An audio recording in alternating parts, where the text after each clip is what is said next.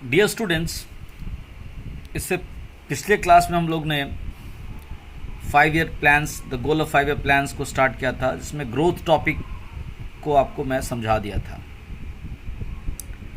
अब आज आपको हम ग्रोथ का जो अगला टॉपिक था, शायद मॉडर्नाइजेशन, जो 4 बेसिक फैक्टर्स हैं इंडियन प्लानिंग कमीशन के, कि अलग अलग 5 ईयर प्लान्स में चाहे जैसे भी आगे बढ़ें, अलग अलग चीज़ों को इम्पोर्टेंस देके, लेकिन हर प्लान में इन चारों को प्राइम इम्पोर्टेंस दे के ही चलना है। उसमें पहला ग्रोथ टॉपिक को हम लोग लास्ट डिस्कशन कर लिए थे। आज मॉडर्नाइजेशन। ग्रोथ में थीम क्या था कि हर साल जीडीपी बढ़ना चाहिए, कैपिटल इनपुट जो आपका है, यानी जो मशीन्स हैं जो फर्दर प्रोडक्शन में मदद करेंगे, उन सब चीज़ों का डेवलपमेंट होना चाहिए। दिन पर दिन अपने देश में ही सारे चीज़ों का प्रोडक्शन होना स्टार्ट हो जाए, फॉरेन पे निर्भर न रहे, तो कहा जाएगा कि हम ग्रो कर रहे हैं और हेल्थ सेक्टर से लेकर के सभी सेक्टर्स में अच्छा हो। दूसरा टॉपिक था modernisation. To increase the production of goods and services. ध्यान से देखिए, to increase the production of goods and services मतलब अगर आप चाहते हो कि समय के साथ आपका गुड्स एंड सर्विसेज ज़्यादा प्रोडक्शन हो, तो आपको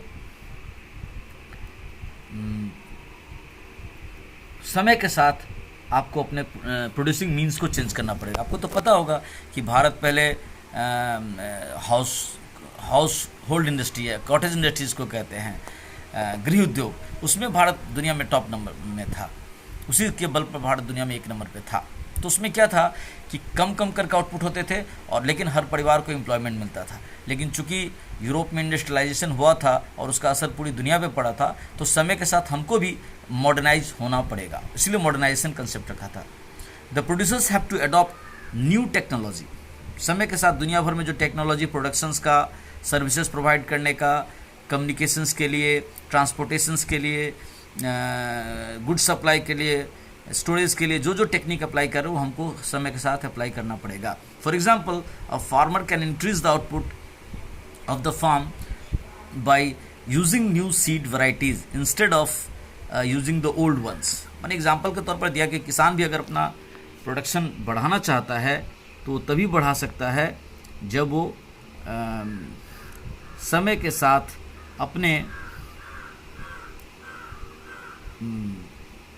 अच्छे वैरायटी के, हाई यील्डिंग वैरायटी के सीड्स को यूज़ करे, मॉडर्न ट्रैक्टर्स को यूज़ करे, आर्टिफिशियल सिस्टम ऑफ इरिगेशन को यूज़ करे, तभी वो अपने खेतों में ज़्यादा प्रोडक्शन कर पाएगा। Similarly, a factory can increase output by using a new type of machine. और फैक्ट्री भी पुराने तरीके से अपना आउटपुट नहीं बढ़ा सकता, उसको भी अपना प्रोडक्शन बढ़ाने के लिए मॉडर्न मशीन्स को इंस्टॉल करना पड़ेगा। Adoption of new technology is called modernisation. और समय के साथ हम ट्रांसपोर्टेशन के लिए, कम्युनिकेशन के लिए, प्रोडक्शन के लिए, बैंकिंग के लिए, इंश्योरेंस के लिए, स्टोरेज के लिए, डिस्ट्रीब्यूशन के लिए, ये जो नया नया रास्ता अपनाते रहते हैं, इसी को मॉडर्नाइजेशन कहा जाता है। However, modernization does not refer only to the use of new technology, but also to changes in social outlook. मतलब सिर्फ हम नई नई मशीनें बैठा लेंगे, एसी बस में चलने लगेंगे, क्या कहते हैं, तो उसी से हम मॉडर्न नहीं हो जाएंगे। क्या है, हम मॉडर्नाइजेशन होने के लिए हमको अपना सोशल, सामाजिक नज़रिया भी बदलना पड़ेगा। Such as the recognition that women should have the same rights as man. महिलाओं को भी सेम अधिकार मिले जैसा कि क्या कहते उसको, पुरुषों को है। In a traditional society women are suppose to remain at home while men work.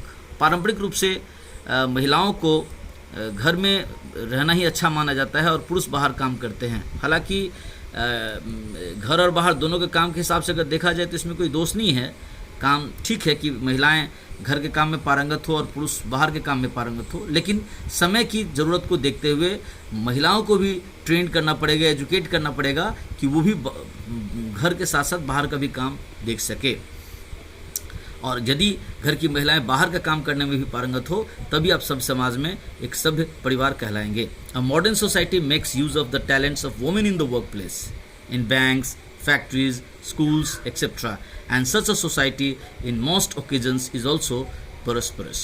और जब हमारा समाज, एक आधुनिक समाज, अपनी महिलाओं का भी हर जगह school, college, library, hospital, bank, factory में उनकी सेवाओं को, उनके टेक्नोलॉजी, उनके नॉलेज को यूज़ करता है, तभी हमारा समाज सभ्य समाज और परस्पर समाज कहलाता है।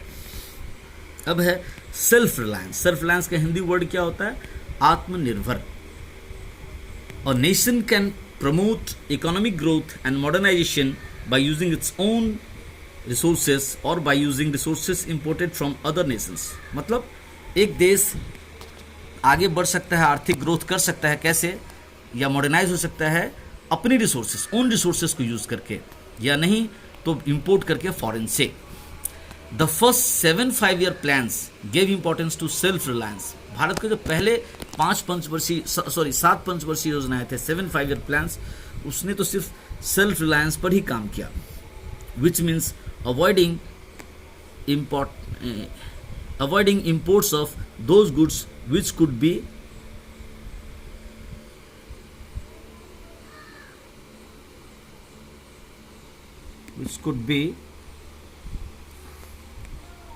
produced in India itself. हाँ, मतलब पहले 7 पंचवर्षीय योजना जो थे हमारे देश के, उसमें तो सिर्फ ऐसा कोशिश किया गया कि हम ऐसे ही गुड्स एंड सर्विसेज को मार्केट में चले जो इंडिया में ही प्रोड्यूस होता है, फॉरेन से मजबूरी के वश ही लाएं।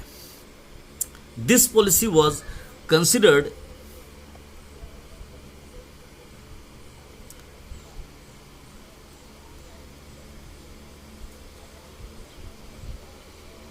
दिस पॉलिसी कहाँ थे हम लोग, मॉडर्नाइजेशन समझ लिए हैं। हाँ, प्रोड्यूस्ड इन इंडिया इटसेल्फ, मतलब अपने देश के अंदर हम खुद प्रोडक्शन करें, अपने नीड्स को होम मेड गुड्स से पूरा करें, तो एक तरह से सेल्फ रिलायंस होंगे। ऐसा प्रयास पहले 7 5 years प्लान्स तक रहा। This policy was considered a necessary in order to reduce our dependence on foreign countries. और ये ज़रूरी था क्योंकि हम विदेशों पर ज़्यादा दिन निर्भर नहीं रह सकते थे, क्योंकि विदेशी अपनी सुविधा के हिसाब से हमको चीज़ें कभी देती थी, कभी नहीं देती थी, कभी ज़्यादा दाम लगाते थे, स्पेशली फॉर फूड। और भोजन के मामले में, भोजन सामग्री के मामले में तो हम फॉरेनर्स पे डिपेंड नहीं कर सकते थे।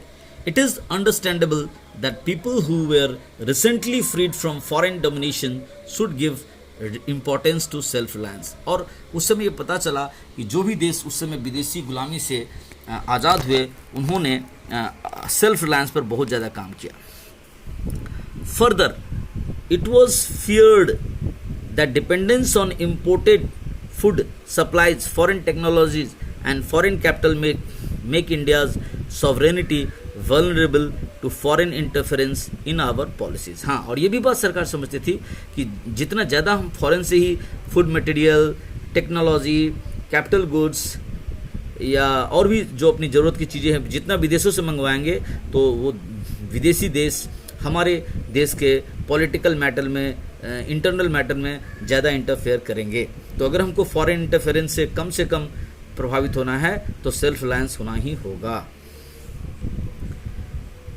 इक्विटी, हमारे 5 years प्लानिंग कमीशन का एक और लक्ष्य था कि समाज में हमेशा बराबरी हो। ऐसा नहीं हो, एक्सट्रीम हो जाए कि कुछ सेक्शंस काफ़ी रिच हो जाए तो कुछ सेक्शंस एकदम भुखमरी का शिकार हो। इसीलिए हमेशा मोटो रखा गया कि हर इंडस्ट्री को डेवलप करना है, एग्रीकल्चर को डेवलप करना है, एजुकेशन अच्छा करना है, कंट्री के डिफेंस सिस्टम को अच्छा करना है। लेकिन इन सब को अच्छा करने में ऐसा नहीं हो कि ध्यान हमारा भटक जाए और समाज में एक ऐसा तबका खड़ा हो जाए जो काफ़ी अमीर हो और एक काफ़ी गरीब हो, यानी हैव्स एंड हैव्स नॉट नहीं हो जाए। इसीलिए इक्विटी पर ध्यान दिया गया। Now, growth, modernization and self-reliance. Growth मतलब दिन पर दिन आपके देश में आउटपुट बढ़ना चाहिए, ज़्यादा फैक्ट्रीज खुलने चाहिए, ज़्यादा लोगों को एम्प्लॉयमेंट मिलना चाहिए, इट मीन्स ग्रोथ हो रहा। मॉडर्नाइजेशन, समय के साथ न्यू मॉडर्न टेक्नोलॉजी अप्लाई करो, सभी को पढ़ने लिखने का मौका दो, किसी के साथ कोई डिस्क्रिमिनेशन नहीं हो। सेल्फ रिलायंस, दिन पर दिन हम हर तरह के एग्रीकल्चरल गुड्स से लेकर के, इंडस्ट्री मेड गुड्स से लेकर के और सर्विसेज प्रोडक्ट से लेकर के सभी कुछ में खुद प्रोडक्शन करने लगे। अब आया इक्विटी का, समानता का।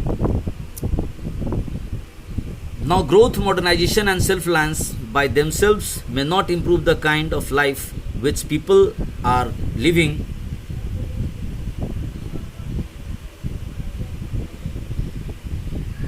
हाँ, life which people are living, मतलब हम आर्थिक तरक्की कर लें, हम आधुनिक सामानों को भी प्रयोग कर ले, हम आत्मनिर्भर भी हो जाएं, लेकिन फिर भी समाज के लिए, देश के लिए सब कुछ ठीक नहीं होगा यदि जनता में डिवीज़न हो जाए, असमानता हो जाए। A country can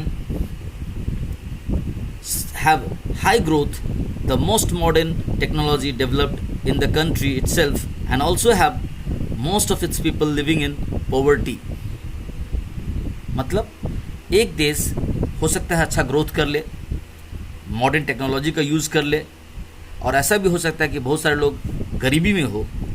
it is important to ensure that the benefits of economic prosperity reach the poor sections. मतलब कि अगर हम ग्रो कर रहे हैं, हम मॉडर्नाइज हो रहे हैं, और फिर भी देश में गरीब बहुत ज़्यादा है, तो इसका मतलब हो रहा है कि हमारा प्लान ठीक से काम नहीं कर रहा है। इसीलिए इट इज़ इम्पॉर्टेंट टू, यहाँ पर देखिए, ध्यान दीजिए क्या लिखा हुआ है, it is important to ensure that the benefits of economic prosperity reach the poor sections as well instead of being employed only by the rich. मतलब जो देश के रिसोर्सेज है, जो आउटपुट है, जो बेनिफिट्स है, जो एम्प्लॉयमेंट अपॉर्चुनिटीज़ है, वो गरीब तबका को भी मिले, उनको भी फूड, एजुकेशन, क्लोथिंग्स, एंटरटेनमेंट का प्रॉपर राइट और अपॉर्चुनिटी उनको मिले।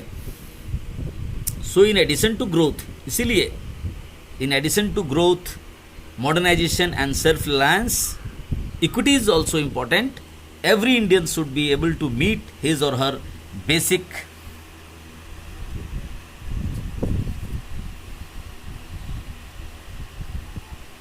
needs। तो इस तरह से इक्विटी में ध्यान दिया गया कि हमारे पास एक ऐसा समाज नहीं खड़ा हो जाए कि वो दिन पर दिन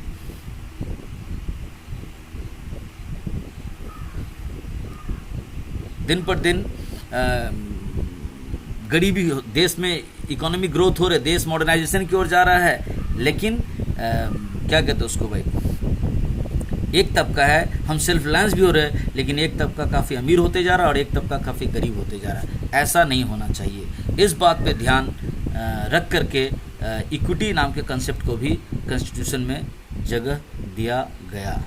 तो इस तरह से जो क्या कहते हैं,